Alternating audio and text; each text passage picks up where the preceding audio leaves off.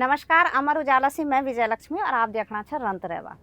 अंकिता हत्याकांड के खिलाफ जन आक्रोश थमना को नाम नहीं लेनो छे। लोग धरना प्रदर्शन आंदोलन के खातिर सड़कों पर उतरे छे। क्या कांग्रेस, क्या उपरांत, क्या विभिन्न संगठन, हर कोई एक ही मांग छे सबकी कि मामले की सीबीआई जांच कराई जाए। उन्हें अगर सरकार की बात करे जाओ तो सरकार का जो मंत्री छे सुबोध उनियाल उन हाल में ही बोली कि सरकार हर जांच का खातिर तैयार छे, लेकिन कोई सबूत तो हो। इन्हें अगर जी अभिनेत्री को वीडियो वायरल हुए थे, वही अभिनेत्री के खिलाफ भी गैर जमानती वारंट भी जारी हुएगी और उनका पति का घर पर भी और उनका घर पर भी नोटिस भी चस्पा हुएगी। पूरे प्रदेश में जिस प्रकार से आप देखेंगे महिला उत्पीड़न लगातार बढ़ रहे हैं, अंकिता भंडारी से लेकर बहुत सारे कुक्रम भारतीय जनता पार्टी के नेताओं के द्वारा किए जा रहे हैं। अंकिता भंडारी के ऊपर जिस प्रकार से दबाव बनाकर उसकी हत्या की गई, हम मांग करते हैं कि अंकिता भंडारी कार्य में जल्द से जल्द सीबीआई जांच हो। अगर ऐसा नहीं होता है, उन भारतीय जनता पार्टी के लोगों के बड़े वीआईपी का नाम अगर उजागर नहीं होता है, तो हम सब आंदोलन के लिए, बड़े आंदोलन के लिए बाध्य होंगे। उत्तराखंड देवभूमि यखा की जो शांत वादियाँ छे ये पूरा देश में ही अलग पहचान रखते। लोग सुकून का खातिर उत्तराखंड घूमना तय होंदा, लेकिन अब दिन पर दिन यखा की जो शांत वादियाँ छे वो अपराध का चपेट में आने छे। अभी हाल में ही विकासनगर में एक घटना हुई जेमा दुई युवक त्रिपुरा से पढ़ने का खातिर यहाँ आया था, लेकिन बताए जानो कि कई मामूली से विवाद होने की वजह से कई युवकों से एक युवक ने जो एंजल चकमा था वह पर चाकुओं से वार करे। घायल अवस्था में वह तय अस्पताल पहुंचाए गए, लेकिन 17 दिन बाद वे की मौत हो गई। हालांकि इन्हें अगर मुख्यमंत्री की बात करे जाओ तो मुख्यमंत्री ने वे का जो परिजन छे उनसे बात करी और साथ ही ये बताए कि आश्वासन और भरोसा देने कि जो भी अपराधी बोलो वे तय कै भी कीमत पर बख्शे न जालो और वे तय कड़ी से कड़ी सजा दिलाए जाले। इन्हें अगर हरिद्वार ज्वालापुर की बात करे जाओ तो ज्वालापुर में भी एक घटना हाल में ही हुई, जब एक दोस्त ने दूसरे दोस्त ने 1.5 लाख रुपए उधार देने, लेकिन जब दोस्त उधार मांगने के खातिर गए तो दोस्त ने वे की हत्या कर दी। हालांकि वह दिन जै दिन ये घटना हुई थी 30 दिसंबर को, वह दिन वे के परिजनों ने आरोप लगाए थे कि दोस्त ने ये की हत्या करी बोले, लेकिन फिर मामला जब जांच हुई दोस्त ने हिरासत में लिए गए तो वह इन अपना जुर्म कबूल करिए। अब बात करता इन समस्या को जी को समाधान तो नहीं होना, लेकिन ये दिन पर दिन विकराल होती थे। हम बात करना चाह वन्य जीव हम लोग, क्या भालू, क्या गुलदार और क्या हाथी और क्या बाघ, हर जगह कखे न कखे कोई ना कोई घटना होनी चाहिए। हर जगह वो कखे न कखे हमला करना चाहिए और यह स्थिति दूरस्थ ग्रामीण क्षेत्रों में नहीं बल्कि अब शहरों में भी होनी चाहिए। हाल में ही ऋषिकेश में ही श्यामपुर का खदरी जो एरिया था वह अचानक ही 3 युवक जाना था और अचानक ही भालू सामने से जाना और स्थिति यह था कि अब हर दिन वह भालू घूमना था, जय वजह से अब लुकारो अब घर से बाहर निकलना मुश्किल होगी, वो घरों में कैद होगी। अभी अगर कुमाऊं की बात करे जाओ तो रामनगर में भी बाघ ने एक महिला पर हमला करे जैमा वही की मौत हो जाने। इन्हें अगर भालू की बात करे जाओ तो चमोली जिला में भी भालू ने एक युवक पर हमला करे, जय वजह से वो गंभीर रूप से घायल हुए थे, जैसे हायर सेंटर फिर हेली से पहुँचाए गए। और ये हर दिन कोई ना कोई घटना देखना खातिर मिलनी चाहिए और वन विभाग की गश्त भी करना चाहिए और लोगों को जागरूक भी करना चाहिए कि अकेला कहीं न जाओ, सामूहिक रूप से जाओ। और गांव का लोग भी चाहे आम रास्ता की झाड़ी कटान हो या फिर जंगलों की झाड़ी कटान हो करना चाहिए कि ताकि वन्य जीव आसपास ना हो। लेकिन वह के बाद भी यह समस्या दिन पर दिन विकराल होनी चाहिए और ये को कोई समाधान भी फिलहाल नहीं दिखना चाहिए। उत्तराखंड में तीर्थ यात्रियों की और पर्यटकों की संख्या में दिन पर दिन इजाफा होना चाहिए। हर दिन एक हजारों की संख्या में और लाखों की संख्या में तीर्थ यात्री पहुंचना चाहिए और ये वजह से कई बार असुविधा भी हो जाती, जाम लगने की वजह से जो मिनटों को सफ़र हो तो वे में घंटों तय करना पड़ दो तीर्थ यात्रियों तय भी और पर्यटकों तय। अब इस समस्या के समाधान का खातिर सरकार कुछ न कुछ प्रयास करने चाहिए और ये माँ पहले हेमकुंड साहिब, केदारनाथ, यमुनोत्री तक रोपवे से जुड़ल है, लेकिन अब जल्दी कैची धाम और नैनीताल भी रोपवे से जुड़ जाला और ये का खातिर जो सर्वे भी पूरी होएगी और जो पहलो रोपवे बनलो वो काठ गोदाम से रानी बाग को होलो और जो दूसरो होलो वो भीमताल से जुड़ल।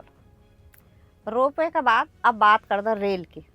ऋषिकेश कर्णप्रयाग रेल परियोजना को जो काम था वो जोरों पर था और अभी तक ये में 2 स्टेशन बन के तैयार हुई और जल्दी ये पर घोलतीर, धारी देवी, गौचर स्टेशन और तिलनी जो 4 स्टेशन है यूँ काम भी ये महीना ही शुरू हुए जा रहा और ई पूरी परियोजना में कुल 13 स्टेशन बनना है। यून का महीना जो डांडी काठियों में आजकल बर्फ जमी ऊन थे वह आजकल आग लगी है। नवंबर भी बीती, दिसंबर भी बीती और जनवरी को पहलू हफ्ता भी चलेगी लेकिन बरखा नहीं होनी है। जय वजह से जब जंगलों में आग भड़की है वखे जो फसल है वह भी बर्बाद होने।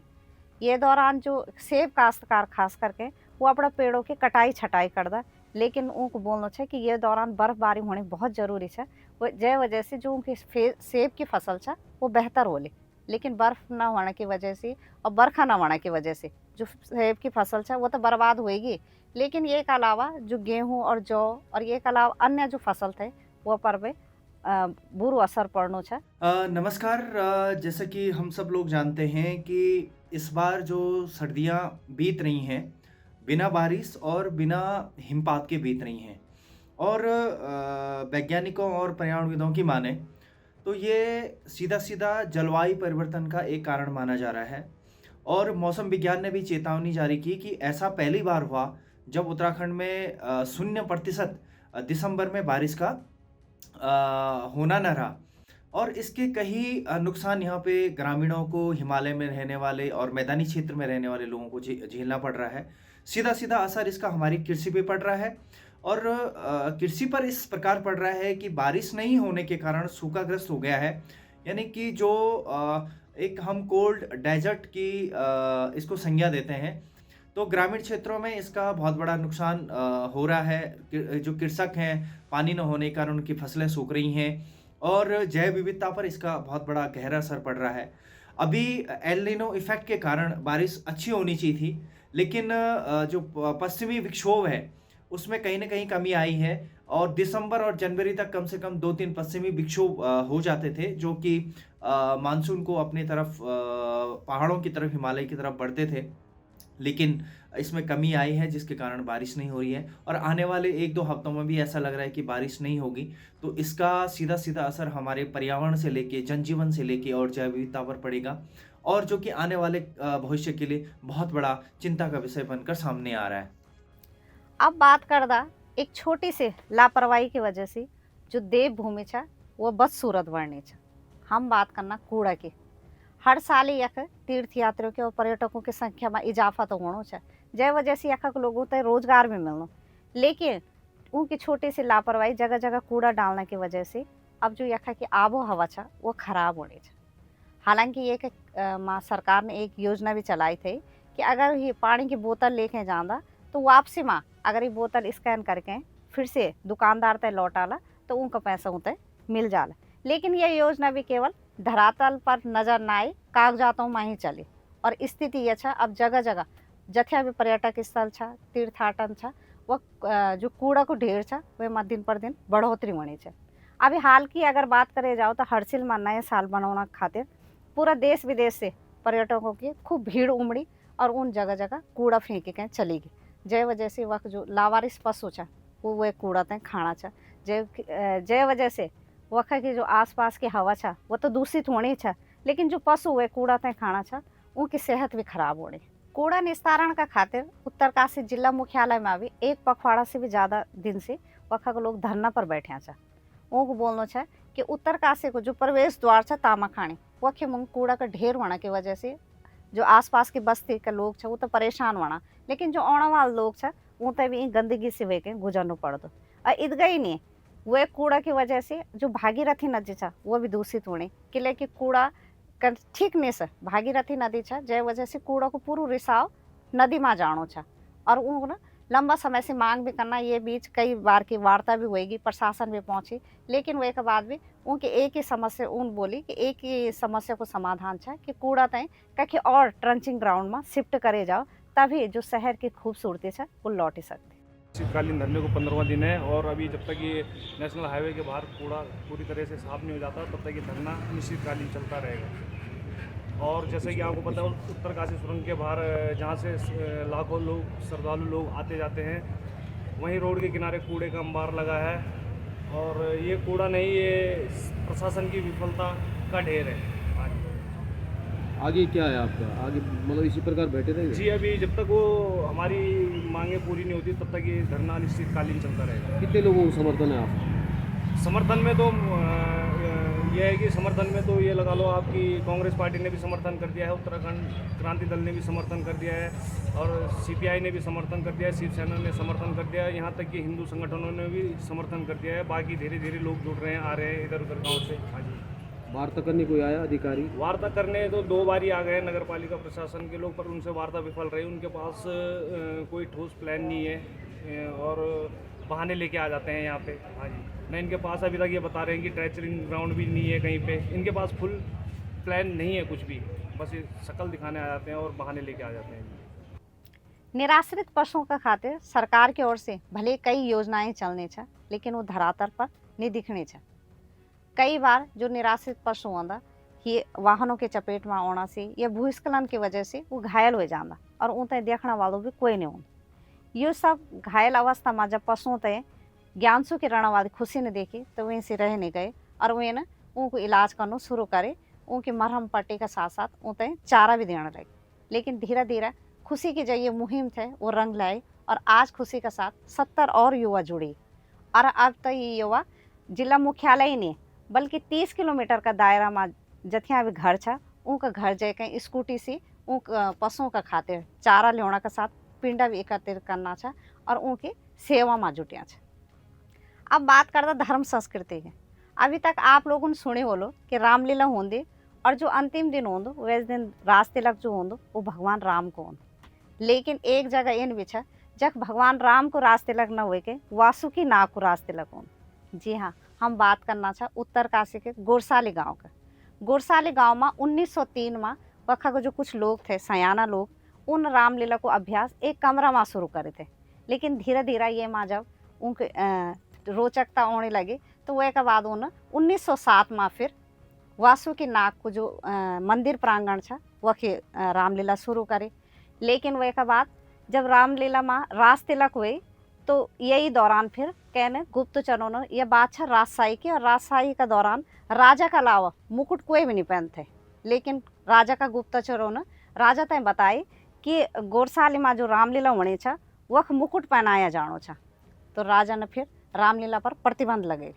लेकिन फिर गांव का कुछ लोग राजा के पास गए और उन बोली कि यह हमारी संस्कृति और विरासत तय आगाड़ी बढ़ाने की एक पहल छा, इले रामलीला पर प्रतिबंधित न करे जाओ। वह के बाद राजन एक शर्त पर बोली कि रामलीला तभी हुए सकदो लेकिन रास तिलक जो होलो वो वासुकी नाग को होलो और कह भी पात्र व्यक्ति को ना बोलो जो रामलीला को किरदार निभाने बोलो। वह के बाद यह परंपरा करीब 200 साल से अभी तक ही नहीं चलने छा और आज भी वह रामलीला होंदो और वह के बाद जो रास तिलक होंदो वो वासुकी नाग को ही होंदो। अब चलता चलता बात करते एक इन मुहिम की। जी मुहिम की वजह से कई बेटियों को जीवन संवरेगी। अब बेटियां क्रिकेट देख दी नहीं बल्कि यह कि बेटियां क्रिकेट खेल दी छा। हम बात करना चाह देवेंद्र गौड़ की मुहिम। रुद्रप्रयाग का रहने वाला देवेंद्र गौड़ ने 2003 में एक पहल करी थे। उन जो गांव की लड़कियां थे उनते क्रिकेट खेलना का खातिर बुलाए। लेकिन गांव वालों ने एक विरोध करे। उनको बोलना चाह ये जो खेल छा वो केवल बेटा ही खेल सकता, बेटियां नहीं खेल सकती। बेटियों को काम केवल घर को काम करना चाहिए। लेकिन फिर जब लोकारा ताना सुनने के बाद देवेंद्र ने यह पहल यखे विराम देनी और अपना श्रीनगर आएगी। लेकिन कखे न कखे उनका दिमाग में एक चीज़ थे कि कखे न कखे हमारी बेटियां भी कुछ कर सकते और 2009 में उन्होंने ये पहल फिर से शुरू करे। फिर लोकारा ताना छोड़ी, गांव वालों ने विरोध भी करे लेकिन उन्होंने अपनी मुहिम तय विराम न देनी और यह चलती रहे। और धीरे धीरे आज जो गांव का लोग उनको विरोध करना थे आज हुई ये का समर्थन में आएगी और अब उनके साथ कई बेटियां क्रिकेट खेल दी और यह तक कि अब हर साल बेटियों का खातिर क्रिकेट मैच रखे जाते और जैमा 1-2 टीम नहीं बल्कि 38 और 40 तक टीम पहुंच जाती खेलने वाला। और यह मुहिम एक ही न रुक दी बल्कि अब तक बेटियों के साथ साथ वह की बहुएं भी खेलनी चाह और साथ ही अब तक क्रिकेट खेलने वाली 3 बेटियां राष्ट्रीय स्तर तक भी पहुंची। शुरुआत 2003 में की थी इसकी और उस दौरान जो है गांव की बहु बेटियां बेशक मैदान में तो आई थी लेकिन घर वाले जो उनके परिजन थे या गांव के जो बड़े बुजुर्ग थे उन्होंने इसका विरोध किया था और जिसका मुझे बहुत काफ़ी जो है हरासमेंट हुआ था उस मामले में, लेकिन 2009 से मैंने जिसकी तरह से शुरुआत की उसकी, और उससे तब से लगातार ये निरंतर ये जो है प्रयास जारी है मेरा।